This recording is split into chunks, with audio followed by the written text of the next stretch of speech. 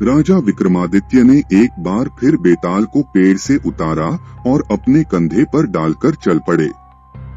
चुप्पी तोड़ते हुए बेताल ने कहा, राजन, आज मैं तुम्हें एक ऐसी कहानी सुनाता हूँ जो दोस्ती की असली परिभाषा समझाती है। ध्यान से सुनो, क्योंकि कहानी के अंत में मेरा एक सवाल होगा। वाराणसी नगर में सेठ धनपत नाम का एक बहुत धनी व्यापारी रहता था। उसके पास सोने चांदी के भंडार, विशाल हवेलियां और अनगिनत नौकर चाकर थे। लेकिन इतना सब कुछ होने के बावजूद उसका मन हमेशा खाली खाली सा लगता। दिन भर व्यापार के कामों में व्यस्त रहने के बाद शाम को जब वह अपने महल के बालकनी में बैठता तो उसे लगता जैसे उसके पास सब कुछ है फिर भी कुछ नहीं है।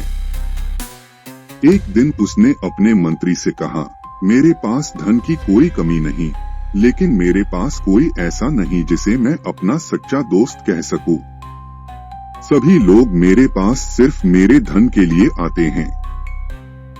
क्या तुम मुझे कोई ऐसा व्यक्ति बता सकते हो जो बिना किसी लालच के मेरा दोस्त बनना चाहेगा? मंत्री ने सोचकर कहा, सेठ जी, सच्ची दोस्ती तो वही होती है जहां कोई स्वार्थ न हो।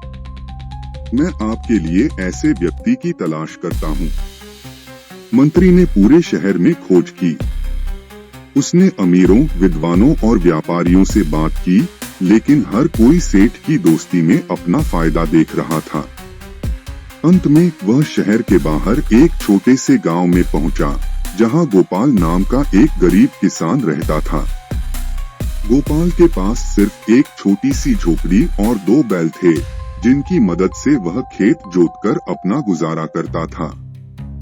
मंत्री ने गोपाल से पूछा, क्या तुम सेठ धनपत के दोस्त बनना चाहोगे? गोपाल ने मुस्कुराकर कहा, दोस्ती तो दिल से होती है। अगर सेठ सच्चे मन से मुझे दोस्त बनाना चाहते हैं तो मैं तैयार हूँ। मंत्री ने गोपाल को सेठ के महल में ले जाकर उसका परिचय कराया। सेठ ने गोपाल के फटे कपड़े और साधारण रूप को देखा, लेकिन उसकी आंखों में एक अलग ही चमक थी। सेठ ने पूछा, तुम मेरी दोस्ती क्यों चाहते हो? मैं तुम्हें धन दौलत दे सकता हूँ, लेकिन तुम्हें क्या चाहिए? गोपाल ने विनम्रता से उत्तर दिया, महाराज, मैं आपका धन नहीं चाहता। मैं सिर्फ एक सच्चा दोस्त चाहता हूँ जो मेरे सुख दुख में साथ दे। सेठ को गोपाल की बात अच्छी लगी और उसने उसे अपना दोस्त बना लिया। कुछ दिनों तक सेठ और गोपाल साथ रहे। वे साथ बैठकर बातें करते, शहर की सैर करते और एक दूसरे के साथ समय बिताते। लेकिन सेठ के मन में अब भी यह शंका थी कि कहीं गोपाल भी उसके धन के पीछे तो नहीं है। एक दिन सेठ ने गोपाल से कहा, चलो आज हम जंगल की सैर पर चलते हैं। गोपाल तैयार हो गया और दोनों जंगल की ओर चल पड़े। रास्ते में सेठ ने जानबूझकर अपना बहुमूल्य मोतियों वाला हार गिरा दिया और कुछ दूर चलने के बाद बोला, अरे मेरा हार कहाँ गया? वह मेरी माँ की यादगार था। क्या तुम उसे ढूंढने में मेरी मदद करोगे? गोपाल बिना किसी हिचकिचाहट के हार ढूंढने लगा। घंटों तक उसने झाड़ियों, पेड़ों और रास्ते की हर चीज को छान मारा। अंत में उसे हार मिल गया। वह खुशी खुशी सेठ के पास लौटा और हार लौटाते हुए बोला, लो तुम्हारा हार। सेठ ने सोचा, शायद यह भी मेरे धन के लालच में ऐसा कर रहा है। थोड़ा आगे चलकर उनके सामने एक गहरी नदी आई। सेठ ने कहा, मैं थक गया हूँ। क्या तुम मुझे अपने कंधे पर बैठाकर नदी पार करा सकते हो? गोपाल ने तुरंत हाँ कह दिया। उसने सेठ को अपने कंधे पर बैठाया और ठंडे पानी में उतर गया।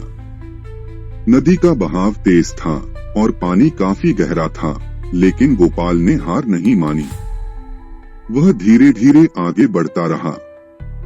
सेठ ने देखा कि गोपाल के चेहरे पर थकान के बावजूद एक दृढ़ संकल्प था। जब वे नदी पार कर गए तो सेठ ने पूछा, तुमने मेरे लिए इतना कष्ट उठाया? क्या तुम मुझसे कुछ मांगोगे नहीं? गोपाल ने मुस्कुराते हुए कहा, दोस्ती में कष्ट नहीं गिना जाता। मैंने तो बस अपना फर्ज निभाया है।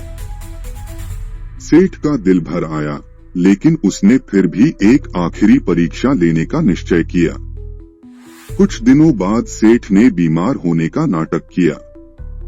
वह बिस्तर पर लेट गया और गोपाल से बोला, मेरे दोस्त वैद्य ने कहा है कि अगर किसी सच्चे दोस्त की एक आंख मुझे दे दी जाए तो मैं ठीक हो जाऊंगा। क्या तुम मेरे लिए अपनी एक आंख दे सकते हो? गोपाल के चेहरे पर कोई डर या संकोच नहीं था। उसने तुरंत कहा, अगर मेरी एक आंख से तुम्हारी जान बच सकती है तो ले लो, मैं तैयार हूँ। यह सुनकर सेठ की आंखों में आंसू आ गए। वह बिस्तर से उठा और गोपाल को गले लगा लिया। उसने कहा, माफ करना मेरे दोस्त, मैंने तुम्हारी दोस्ती पर संदेह किया। तुम सच में सच्चे दोस्त हो। गोपाल ने कहा, दोस्ती में संदेह नहीं, विश्वास होता है। सेठ ने गोपाल को अपने महल में रहने के लिए कहा और उसे अपने बराबर का हिस्सेदार बना लिया। दोनों की दोस्ती आखिरी सांस तक बनी रही। सेठ ने सीख लिया कि सच्ची दोस्ती धन से नहीं बल्कि विश्वास और त्याग से बनती है। बेताल ने पूछा, हे राजन, बताओ क्या सेठ का गोपाल की दोस्ती की परीक्षा लेना सही था? क्या सच्ची दोस्ती में संदेह करना उचित है? राजा विक्रम ने उत्तर दिया, नहीं, दोस्ती में विश्वास ही सबसे बड़ी नींव होती है। सेठ को शुरू से ही गोपाल पर भरोसा करना चाहिए था। जो दोस्ती में संदेह करता है वह कभी सच्चा दोस्त नहीं पा सकता। बेताल मुस्कुराया और फिर पेड़ पर लौट गया। राजा विक्रम ने फिर उसका पीछा किया। इस कहानी से हमें यह सीख मिलती है कि सच्ची दोस्ती धन, पद या स्वार्थ पर नहीं बल्कि विश्वास और सच्चाई पर टिकी होती है। जो व्यक्ति बिना किसी लालच के दूसरे की मदद करता है वही सच्चा मित्र होता है। तो यह कहानी यहाँ समाप्त होती है। ऐसी ही कहानियाँ सुनने के लिए हमारे साथ बने रहें। आपको कहानी अच्छी लगी हो तो लाइक करें, शेयर करें, सब्सक्राइब करें और कमेंट जरूर करें। आपके कमेंट हमें अच्छी कहानी बनाने के लिए प्रेरित करते हैं। धन्यवाद।